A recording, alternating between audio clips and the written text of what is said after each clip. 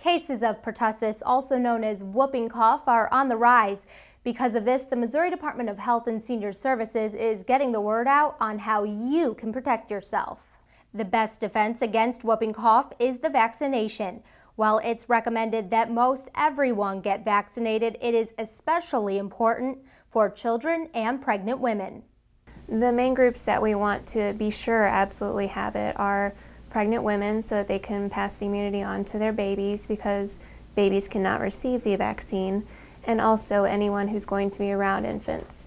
Whooping cough is a respiratory infection that can be easily spread through sneezing and coughing. Because it is highly contagious, it's important to know the symptoms of whooping cough. Pertussis unfolds in 3 stages, and the first is when you're most contagious. That happens during the first 1 to 2 weeks of the illness, and that generally unfolds as it looks like a cold. So you have a runny nose, a low-grade fever, and you might have a mild cough. The severe part of the illness is during the second stage, and that can range from 1 to 6 weeks, sometimes as many as 10, and that's when you have the typical cough that you hear about, the whooping cough of pertussis.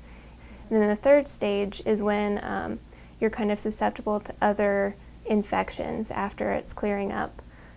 When coughing or sneezing, always remember to cover up with a tissue or your elbow. For more information on vaccination sites near you, talk to your doctor or local public health agency.